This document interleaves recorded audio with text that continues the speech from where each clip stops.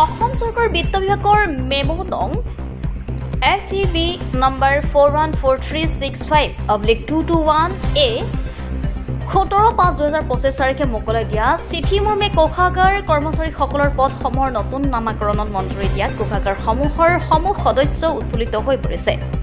পদসমূহৰ পুনঃ নৱীকৰণ হোৱা পৰিপ্ৰেক্ষিতত যথাযথভাৱে গ্ৰেড পে সংক্ৰান্তত আলোচনাৰ প্ৰয়োজন হোৱাৰ পৰিপ্ৰেক্ষিতত 28 জুন শনিবাৰে দিনৰ 11 বজাত সদৌ অসম কোষাগাৰ কৰ্মচাৰী সন্থাৰ কাৰ্যকৰী সদস্য তথা মণ্ডল সমিতিৰ সভাপতি সম্পাদকসকলৰ উপস্থিতিত নিউ গুৱাহাটী কোষাগাৰ প্ৰাংগণত এখন সভা অনুষ্ঠিত হৈ যায়।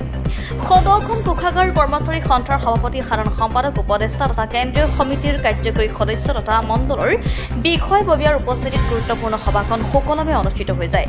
অসমৰ সমূহ কাৰ্যকৰী সদস্যৰ উপস্থিতিয়ে সভাৰ সুস্থ বৃদ্ধি কৰা পৰিলক্ষিত হয়। সভাৰ শেষত সকলো সদস্যকে সন্থাৰ সাধাৰণ সম্পাদক মৃণাল কলিতাই ধন্যবাদ জ্ঞাপন কৰে। বিশ্বজিৎ বৰ্মনৰ ৰিপৰ্ট, অৰুণোদয় অসম। প্ৰকাশ কৰে আৰু লগতে সদৌ অসম কোষাগাৰ কৰ্মচাৰীসকলৰ কেন্দ্ৰীয় সমিতিৰ সকলো বিষয়ববীয়াৰ আৰু সভাপতি সম্পাদক ডাঙৰীয়াক অশেষ ধন্যবাদ জ্ঞাপন কৰি প্ৰস্তাৱ গ্ৰহণ কৰে। প্ৰথম প্ৰস্তাৱ। দ্বিতীয় প্ৰস্তাৱ, বাইদেউ, আজিৰ সভাই আগন্তুক 8ম দৰমহা আয়োগলৈ প্ৰেৰণ কৰিবলগীয়া দৰমহা গাঁথনিৰ ও গ্ৰেড পে সম্পৰ্কত আলোচনা তথা সম্পূৰ্ণ প্ৰতিবেদন প্ৰস্তুত কৰাৰ কাৰণে এখন কোৰ কমিটি গঠনৰ পৰামৰ্শ আগবঢ়াই প্ৰস্তাৱ গ্ৰহণ কৰে। কেন্দ্ৰীয় সমিতিৰ কোৰ কমিটি গঠনৰ কৰ্তৃত্বও প্ৰদান কৰে। 3 নম্বৰ প্ৰস্তাৱ। আজিৰ সভাই সাংগঠনিক সম্পাদক শ্ৰী বংকিম বৰুৱাৰ পদত্যাগপত্ৰ গ্ৰহণ কৰে আৰু নতুনকৈ সাংগঠনিক সম্পাদক হিচাপে অন্য এজন সদস্যৰ নাম প্ৰস্তাৱ কৰে।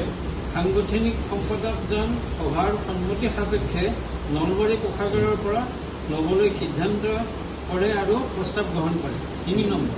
4 নম্বৰ এতিয়া আমি কৈছোঁ যে আজিৰ সভাই মাননীয় শ্ৰীমান মৌচুম ডেকা ডাঙৰীয়াক সদৌ অসম কোষাগাৰ কৰ্মচাৰীৰ মই মানে পৰ্টেল বুলি এটা ভাষা শিকাইছোঁ দিছোঁ, মই চেঞ্জ হ'ব পাৰে, পৰ্টেল খোলাৰ কৰ্তৃত্ব দি প্ৰস্তাৱ গ্ৰহণ কৰে। এইটো আছিলে আমাৰ জুনেইটোক যে আপোনালোকে অন্তৰ্ভুক্ত কৰিলে যে এইটো তাৰমানে প্ৰস্তাৱ দিম নেকি? মই কিন্তু কাৰ্য বিৱৰণী লিখিছিলোঁ। ঠিক আছে, হ'ব। আল্টিমেটলি তেওঁ ইনক্লুজন হ'লে কোট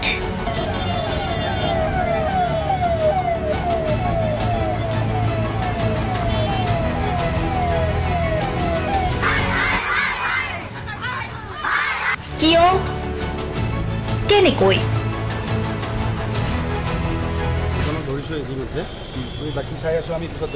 দুৰ্নীতি ৱাইফজনীয়ে কৈছে বোলে এওঁ মোৰ হাজবেণ্ড, আপুনি কোন হে ক'বলৈ এওঁ অবৈধ বুলি?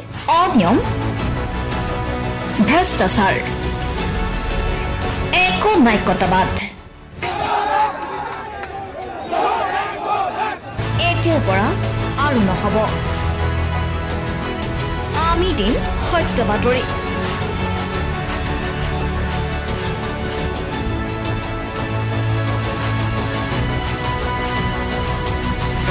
নিজকে সংস্থাপিত কৰাৰ বাবে শুদ্ধ ৰূপত নিৰ্ভীক নিৰপেক্ষতাৰে আমি সাজু। অসমৰ উন্নয়নমূলক যাত্ৰাই আজি এক নতুন দিগন্ত ভৰি দিছে। অসমৰ ৰাইজৰ পৰা আমি সদায় আশীৰ্বাদ বিচাৰোঁ। আমি এনেকৈ যাতে আমাৰ জননী জন্মভূমিক সেৱা কৰি যাব বিচাৰোঁ। অৰুণোদয় অসম,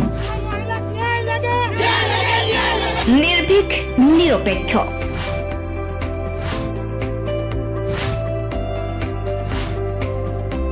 ৰাইজৰ বাবে ৰাইজৰ পক্ষত অৰুণোদয় অসম।